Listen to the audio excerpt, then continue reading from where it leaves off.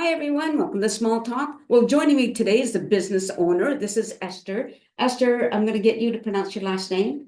Esther Hoogendoorn. I should have said, say her last name. She knows how to pronounce it. No, you're the owner of Decades Bakery, Yes, right? I'm one of the owners. There's actually two of us. Oh, there is. So, can I tell a little bit of the story? Please. Okay, so when I came to the bakery, it was still a coffee shop. So, sort of a known place that's well loved in Chilliwack is Decades Coffee Club. Yeah. I really struggled on that one for a second. But Decades Coffee was a popular spot to go and have a really nice local coffee. It had two stories, so you could actually find a little kind of corner spot where you could have some privacy and have a nice coffee and dessert. And I actually made my way there because I rented the upstairs conference room for an art studio.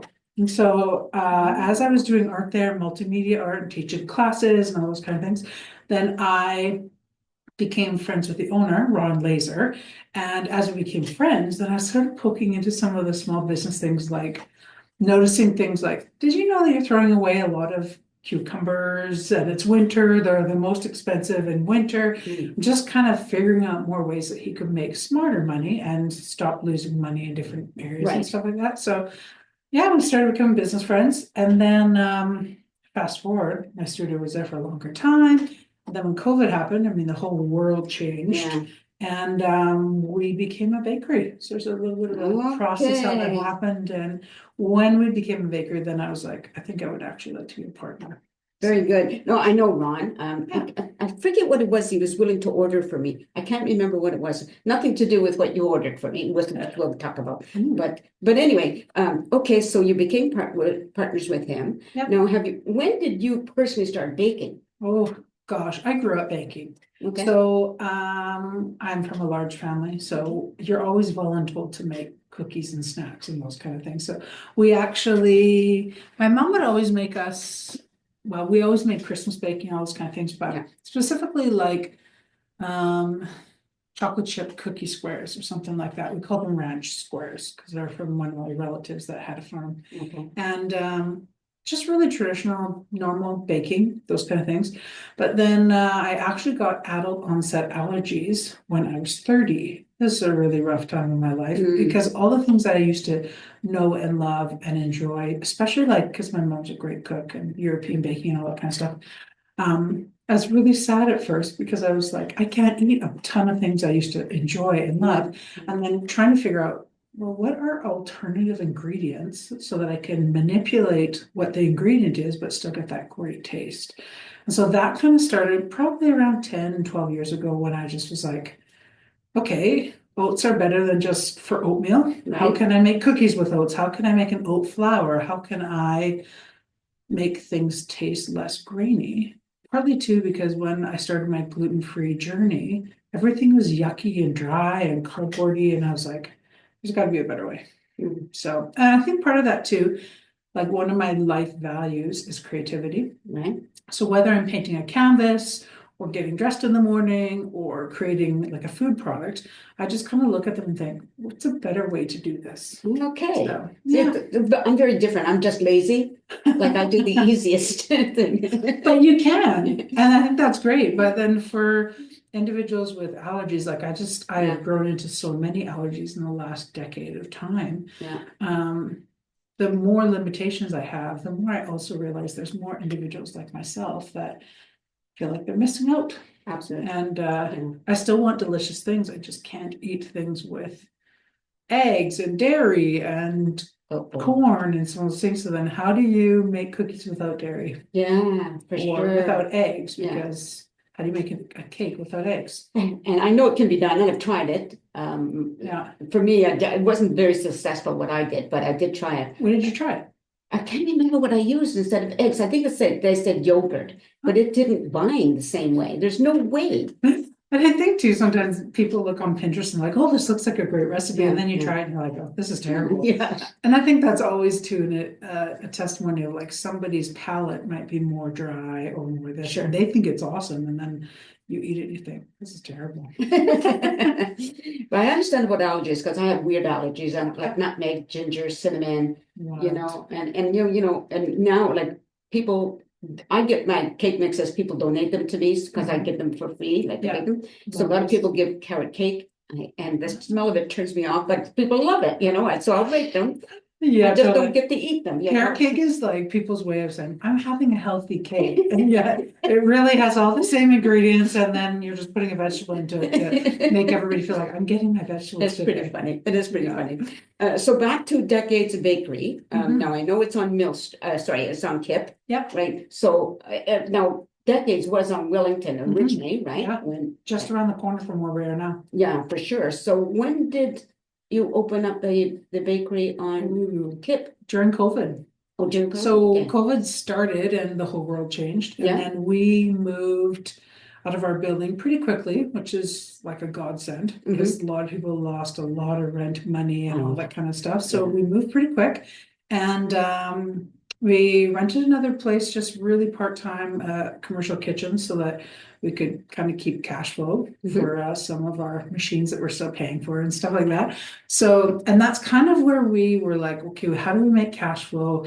And we actually one of our first vendors was Town Butcher. And so we actually went to Town Butcher and said, hey, everybody seems to like our chocolate cake. If we make them in cupcakes, could we put like 4 into a package and then you could sell them at the butcher shop? And because Town Butcher, one, they're awesome local people. Yeah. But they're a specialty place where people go for better for you products. So they actually picked up our peanut butter energy bites, which is one of our best sellers. Cool. And so we learned how to sort of make them that's the whole kind of commercial packaging. So we put it into a package and then made sure we sold it to him for a good rate so that he could still make more money. And as long as our margins were good and his margins are good, then it's really logical that it's a win-win. Yeah. So as we kind of poked into that, when we discovered, like, we actually think we like this model instead of being open all the time, because it's harder being open all the time, like the traditional coffee shop, because then you're paying wages even when it's really quiet and the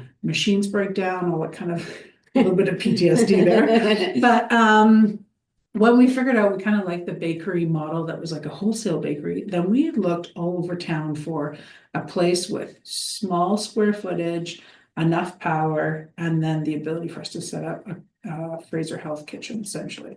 Wow. So we probably looked at like, gosh, I want to say like 20 places, maybe not that many, but like more than a dozen. And we almost landed on another spot that was, I don't know, like 300 square feet smaller. So it's really tiny. I'm so glad we didn't go there, because our size of a bakery right now is just a little over 800 square feet. Okay, so that's it's really smartly used. Yeah, and we have lots of power. When we did the TI, my dad helped put extra power into the building so that we can run so many freezers and machines and stuff like that. Oh, God, I gotta check out the kitchen. Yeah. Maybe we could rent it from you for when we do our cupcake. There you go, as long as you're gluten-free. So we are a fully gluten-free facility. Okay. That was kind of when we're deciding to transition to being a bakery. I grew up where my dad did construction with a mobile home industry, and that's a very niche kind of market. And I really like that, because then to me, it's a little bit less competitive. Yes. You are kind of serving a really niche client. And because of my allergies and trying to figure out ways to make yummy things, I guess it's really a measure of empathy. Like, how can I serve those with gluten or egg allergies or preferences to those things and help make delicious things? And I know so many people who can't have products with gluten in them. Yeah, totally. And it's becoming more and more common. Wonder why? I think too, the more people discover that they have I don't know what the right word is, but say, how do I express this? Like, say they have a medical condition, and that medical condition, the way they could have a better quality of life is if they don't eat sugar or gluten. Right. That seems to be a popular thing. Okay. So then they're actually, by a natural path or a health coach of some sort, might actually say, why don't you try these things? And then they think, I think gluten-free is disgusting. Where do I even go? And I always tell people, like, it's really painful at the beginning because you don't really know where to start. Yeah. So then you buy brands that are actually not great. So Right. then you eat those brands, you think this is as good as it's going to get. So you kind of have to figure out the brands that you like eating and then keep stock of those so that you have them when you're hungry and all those kind of things. And then it's not as hard living with your allergy. Right. And people think have a great misconception about a lot of things. It's like when you're told you have to change your diet, whatever it is. Mhm. I've heard people say, well, diet food is so tasteless. And that's not true. No, That's totally not true. but there are brands out there that is true for. Of course, yeah. And it's easy to find them because they're probably bigger Yeah. brands yeah. that you kind of would overlook seeing the little local one that actually might have the great cinnamon bun or something like that. Yeah. Yeah. Don't talk about cinnamon. Exactly. I'm just kidding. Oh, So, okay, so now you sell your product not only to the town butcher, Mhm. but to other local businesses? yeah. So in Chilliwack, we have a couple spots. Rosedale Grocery is another spot. So if Okay. you're out in the country, Okay, I really love, like, we make our money, we feel like we make our money when we sell our products to these places. And Right. then you're already grocery shopping there, so then you can easily pick up the product. yeah. right. They're open, most of them 6 or 7 days a week, Mm. sort of the 9 to 6, so you can go after work. And for us, we're around at the bakery during production time, but we're not there if it's not production. So Yeah.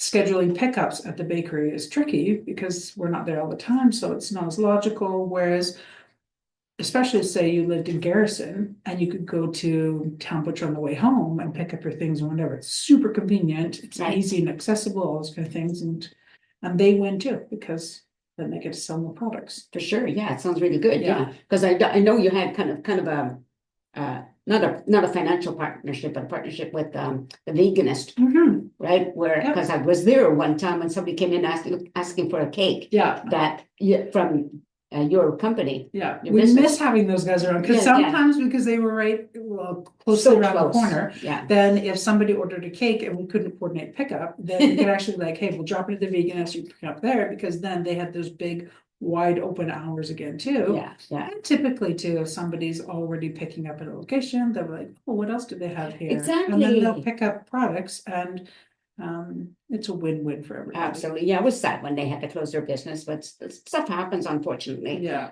With your bakery, Decades Bakery, how many employees do you have? Oh, gosh. At Christmas time, we probably have more like 6, 7, 8 employees. Mhm. They're all part-time employees. Mhm. And then right now, we probably have like 5 part-time employees. Okay, Yeah. So we run production a couple days a week, 2 or 3 days a week. And then actually there are business models that we freeze everything right away. And that's kind of, it's helpful because the gluten-free way is to freeze things. right. So we make them all fresh and then we freeze it right away so that all the moisture in the product and all that kind of stuff can be preserved so that when you take it home, then you have Yeah, time yeah. for it to dry out and all that kind of stuff. I tell people all the time, like, sometimes anybody comes here, I send them home with cupcakes. And It's the there's cupcake way. yeah. And what I'm gonna do, and I tell them all the time, you can freeze them. They freeze really well, really, really well, Yeah. And they don't lose. like I you love said, that because then you don't feel the pressure to eat them too fast. Yeah. And then if they waste, then, well, they're not gonna waste. So it's helpful. There's only one young man, my friend Rainey Mumford, her son Jude likes my chocolate cupcakes. So Yeah. I'll make him a package with like 6 and he'll eat them all one after another. I try to think of like, sometimes I don't eat, like I eat snacks when we're in production once in a while, like honestly, if something falls on the floor, I'll be like, oh, I'll eat this one. And sometimes I'm like, just making sure that the taste is still good and all that stuff. Yeah. But our peanut butter energy bites, they're like gluten-free, dairy-free, vegan, and low sugar. So they kind of tick all the boxes for Nice, yeah. snacks. And unless you're allergic to peanuts, you're basically good for eating them. And so we've been making the peanut butter, our original, back in the coffee shop days. Mhm. And just this last spring, we created them with chocolate. So it kind of tastes like a Reese's peanut butter cup. Oh, So delicious. Nice. So I ate one off the floor the other day because it was a floor one and it's kind of up for grabs for any of the team. And but then I didn't stop at one. So the question always is like, how many is too many? So like, it's only 2 sugars. So then I'm like, well, if I eat 2, 3, 4, yeah, it's kind of funny. So now your employees, did any of them have had any baking experience before you hired them, or were they trained? Gosh, everybody goes through training. Mhm. Part of that is just to kind of adapt to the style in the kitchen and all that Sure. kind of stuff. I would say like 3 of our teammates, they were already baking. So they were at home just baking for their families and Yeah. things like that. So then it's just a natural thing of learning just the process of how we do things, and yeah, follow recipes and sort of the method that's kind of listed on the recipes. So, but we always like, there was a big win this week in the bakery. We make gluten-free vegan cinnamon buns. Mhm. And the nature of making gluten-free bread is it's really sloppy. So it's Okay. got tons of moisture, partly because it often has rice flour in it, and rice flour dries things out. Same with chickpea flour, though I don't super use chickpea flour because I always think if I'm having sweet, I don't want it to taste like beans. So that's my own personal thing. And Okay. chickpea dries things out really Okay, quickly. okay, So yeah. then you have less time on your breads basically and stuff. So Yeah. all that being said, it's like brain fart right here for a second. Me too. Okay, but making cinnamon buns, and Oh, yeah. so the dough is super sloppy. So anyone who's made cinnamon buns that are glutinous cinnamon buns, you basically take the dough, you roll it out, and then you put your cinnamon sugar, all that kind of stuff on top of it. But you can roll it with a rolling pin and then roll it back up. Whereas gluten-free dough is so sloppy, it's a little bit thicker than pancake batter. That's the best Oh, way to okay. put it. So Yeah. you kind of like Yeah. glomp it onto the table. We put it on a piece of parchment, and then you kind of spread it out loosely with your fingers. Mhm. And then the same when you put the sweet stuff, you're kind of putting it on top, and then you have to use the parchment to actually roll it out because it's so sloppy. And then you cut it, and it's kind of like you're just putting it into the thing because it's got no structure to it. And so most of our teammates, they don't mind making the mixture because that's not hard to use in the mixer and Yeah. working with yeast and all that stuff. But then when it's putting it onto the parchment, everybody just feels like it doesn't fit any patterns that I know that cinnamon bun should have. So this week, one of our bakers, actually another baker, tried it out, and she was so successful. Oh, It very turned out good. great, and we took a celebration picture because it was a big day. And Very good. sometimes I think too, like, and this kind of pokes into another thought too, is trying new things. Sometimes where I would say people are nervous to try making bread because bread feels like you have yeast, and like, Yeah, yeah. I don't know how yeast works. I don't know when it's working or when it's not. Does it bubble? How much does it bubble? What if I overproof it? What does overproofing mean? So then sometimes we don't try things Yeah. because we think like, one, I don't want to lose resources from trying things. But that's where it's nice within the bakery is trying things, and then you can find success with them, and then really, and maybe this is even a life principle, celebrating successes. For sure. That's a Because good idea. yeah, To celebrate absolutely, system. absolutely. So about how many different products do you Oh sell? gosh, we probably have about a dozen products. Mhm. They're really in the kind of cookies, cakes, and bites kind of Okay, category. yeah. So we make a lot of snacks, like our energy bites would be in our snack category, and then we actually like make small cake bites. And people love Oh. that, especially with charcuteries and all that kind of stuff, because you can plate them Yeah. and you can easily just eat one, that kind of thing too. So For we have our chocolate cake bites are actually pretty popular. We also have carrot cake bites. I'm not impressed with the carrot cake. I know. I'm just, People like them though. yes, of But course. Yeah. we mostly stay in the cookies and cakes category Mhm. because making bread, I mean, everybody wants bread, Yes. Yeah. healthier, all that kind of stuff. But bread uses all the different equipment than cookies and cakes do. So then I have to invest in a bunch of bread Yeah. pans and all that kind of stuff. And time is a big contributing factor to bread. So Right. the rising time and all those things. So then we're looking at time. So like more equipment, more time. And then does it make sense? Like how much really, nobody will buy a loaf of bread for 10 or 12 bucks unless it's a beautiful big sourdough loaf or something, So Yeah, then yeah. sort of figuring out the equation that works for making everybody making money in the equation and everybody feeling like they're cared for and getting value for what they're getting. So So if somebody, because of do people go in to order, or do they order online or by great phone? question. Mostly ordering online. Oh, okay. So decadesbakery.com. So you can Decadesbakery.com. jump on there and then you can schedule a pickup. Or you can grab one of our vendors, like in town we mentioned. In Abbotsford, we have Leps and Neufeld. Both of those are farm stores and they're kind of on opposite sides of town, which is kind of nice. So then you have options for picking Oh, things up. that's nice that Yeah. people get in Abbotsford are Mhm. as well. So you guys are pretty, I know you're here, located here, but your product is spread out a little bit. So that's Absolutely. really good. And we'd love to grow. So I think if we find like niche markets to be the kind of place where people enjoy picking up our products. Yeah. So farm markets seem to work well for us. As Nice. well as this butcher shop, that works out great too. Nice. And for people that, if you forget, it's easy to just Google Decades Bakery Chilliwack and the information comes up, right? Yep. So it's really nice and easy to find.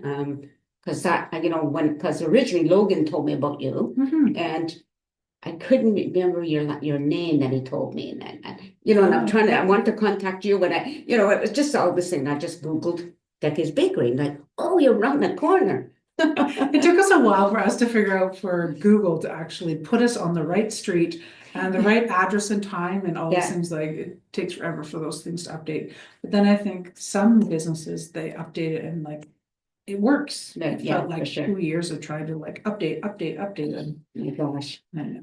I think we'll end it there, but I just want to tell people like a lot of you are looking for gluten-free products, snacks, treats, because you can find the other like the foods in the grocery stores, but just those nice little snacks. And here's a local business and decades, as you know, when it was the coffee shop, they've been around for I don't know how many years. Oh gosh, 20 and more years. So it's still that same business, but more focused on the treats, I guess you could say, right? Yeah, helping those with food limitations. Yeah. So that they don't feel like they're missing out. Like, how can we make sure they shouldn't miss out. Yeah, I think too, like food gathers us and it joins us all together. It's a measure of connection. So when you have certain people that are left out from the table because they can't eat certain things, that's really crappy for them. So how can we actually make a way that everybody can share the same cake together and some of those things? And it's a really beautiful thing. My family always was a good litmus test for new products. They'd say, oh, it's a little bit dry, it's a little bit too salty,